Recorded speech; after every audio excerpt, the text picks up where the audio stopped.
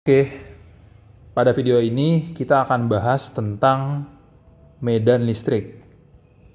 Nah, sebenarnya pembahasan tentang medan listrik secara spesifik kita pelajari pada fisika ya. Mungkin kalian pada ngambil fisika dasar udah belajar gitu. Kalau misalkan punya suatu muatan yang bentuknya aneh gitu, kalian bisa kan mencari tahu berapa besar medan listrik yang dihasilkan muatan ini di suatu titik sembarang dengan cara menggunakan metode kalkulus gitu ya. Jadi kita punya suatu benda, ya let's say ini adalah muatan surface, muatan permukaan gitu. Artinya kan berarti muatan ini kita akan pecah menjadi dA, kemudian dari dA ini kita akan cari berapa besar medan listrik yang dihasilkannya, dE, lalu nanti E-nya itu secara keseluruhan akan kita integralkan gitu kan, dari partisi ini gitu. Nah, mungkin approach seperti ini tidak akan dijabarkan secara spesifik bagi kalian yang tertarik untuk bisa mahir seperti itu menggunakan kalkulus dalam menurunkan persamaan medan listrik sendiri. Silakan dibaca kembali textbook Halliday, fisika dasar ya, The Fundamentals of Physics, karya Halliday. Tetapi kalau kita ngomongin medan listrik pada mata kuliah ini spesifik, EL 2006, kita hanya ngomongin tentang tiga kasus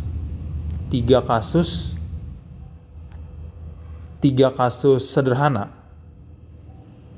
Nah, karena memang kita juga sebagai seorang engineer itu seringkali memodelkan suatu permasalahan dengan permasalahan yang lebih sederhana gitu kan. Kayak misalkan kita punya kita punya garis gitu. Kita punya muatan garis, ya kita abaikan, kita simplifikasi, oke, garis ini panjangnya tak hingga. Atau kita punya suatu permukaan bidang, oke, kita simplifikasi, bidang ini luasnya tak hingga gitu. Karena memang kalau kita menggunakan kasus ekstrim seperti ini, seperti garis tak hingga, muatan bidang tak hingga, itu akan lebih mudah persamaannya karena dia memiliki simetri yang tinggi, derajat simetri yang tinggi. Oke. Nah, maka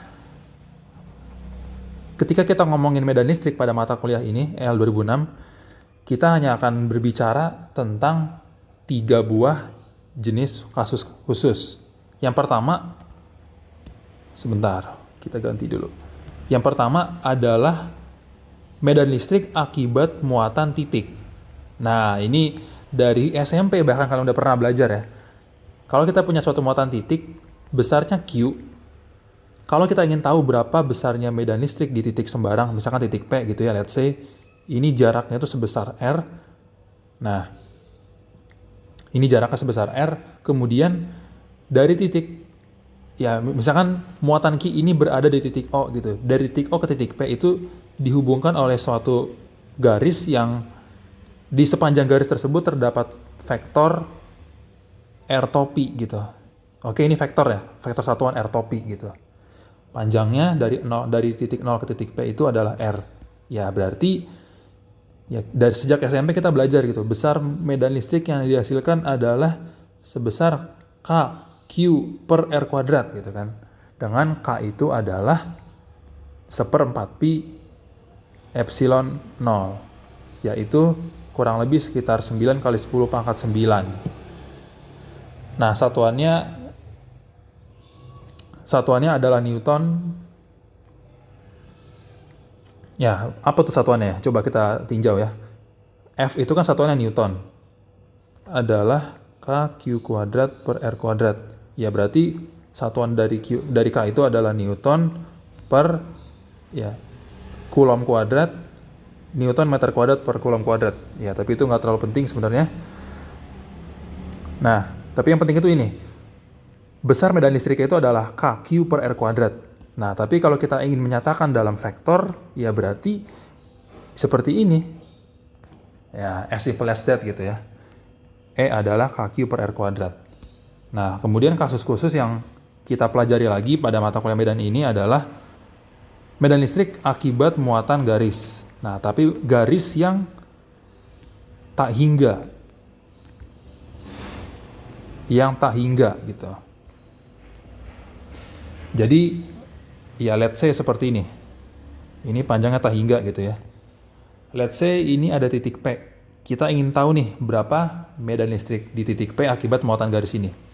Let's say muatan garis ini punya yang namanya linear density, linear charge density. Artinya rapat muatan garis.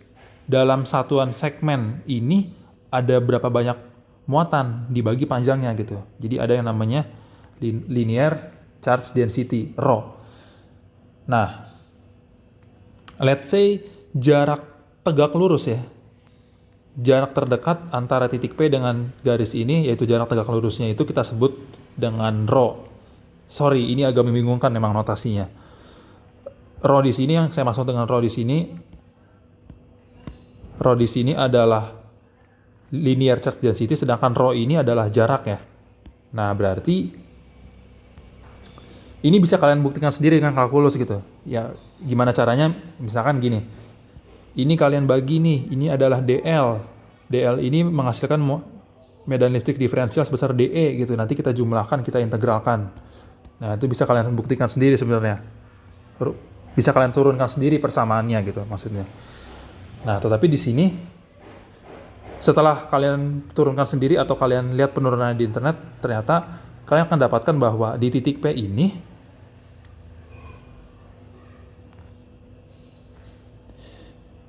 ini besar medan listriknya itu adalah rho, mungkin ini saya tuliskan rho L ya, biar nggak terlalu membingungkan. Rho L, yaitu linear charge density-nya dibagi dengan 2pi epsilon 0 rho di arah rotopi, atau mungkin bisa saya tuliskan lagi dengan lebih enak kayak gini. Lebih enak tuh kayak gini. Kan tadi K itu adalah 1/4 pi epsilon 0 ya. Berarti 2 pi epsilon 0 ini adalah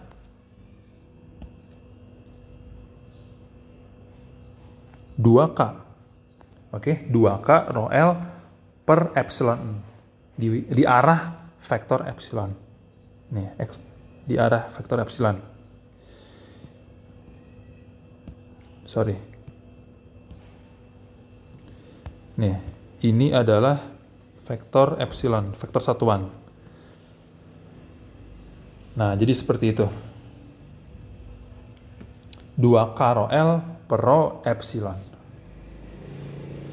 Perhatikan bahwa besarnya medan listrik itu berbanding terbalik ya dengan jarak dari titik tersebut ke garisnya gitu. Sedangkan kalau tadi muatan titik itu dia hubungannya adalah 1/r², tapi kalau di muatan garis tahingga ini dia 1/r gitu ya. Nah, kemudian kasus ketiga adalah medan listrik akibat muatan bidang. Muatan bidang yang luasnya itu tahingga. Ya, misalkan kita punya suatu muatan bidang seperti ini.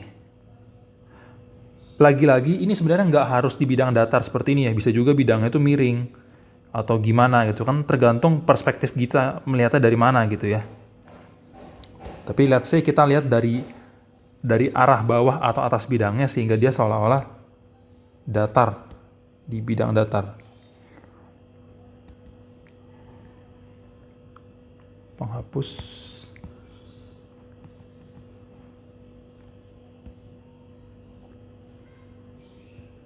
Oke, kita misalkan punya muatan bidang seperti ini, kemudian ada titik P di sini. Kita ingin tahu nih, berapa besar medan listriknya di situ. Nah, let's say vektor normal dari bidang ini adalah entopi. Nah, lagi-lagi dengan kalkulus kalian bisa buktikan bahwa, maaf nih kenapa timbul terus ya dia. Kalian bisa buktikan bahwa medan listriknya itu adalah rho S per 2 epsilon 0. Oh iya, tadi saya lupa bilang bahwa muatan bidang ini punya yang namanya surface charge density. Artinya dalam... kenapa dia?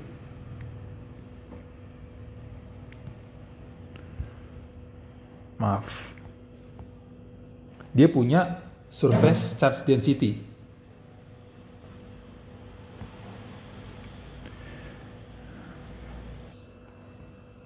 surface charge density, yaitu sebesar rho S. Berarti vektor E ini adalah rho S per 2 epsilon 0 dikali vektor satuan entropi.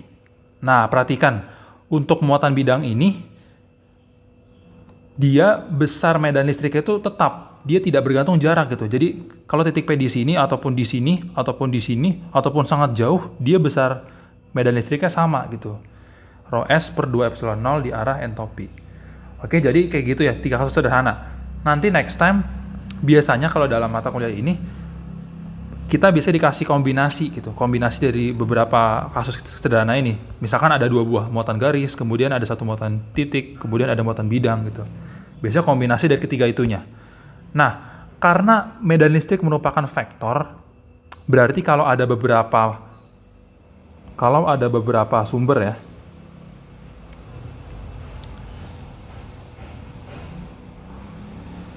karena medan listrik adalah vektor, artinya kalau ada beberapa muatan sumber, let's say ada misalkan 1 muatan bidang, tahingga, kemudian ada 2 buah muatan garis gitu ya, tahingga juga panjangnya, dan ada 1 buah muatan titik. Kalau kita ingin cari berapa besar medan di titik P ini, ya berarti dia adalah kontribusi dari masing-masing muatannya gitu. Kita jumlahkan secara vektor. Jadi nanti E1 ditambah E2, ditambah E3, dan seterusnya. Oke, jadi kita akan tinjau satu persatu nanti. Kita tinjau berapa besar medan listrik di titik P akibat muatan garis ini dulu.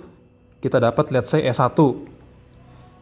Kemudian kita tinjau kalau misalkan titik yang ini aja, ada muatan garis ini aja gitu. Kita tinjau, kita dapat misalkan E2.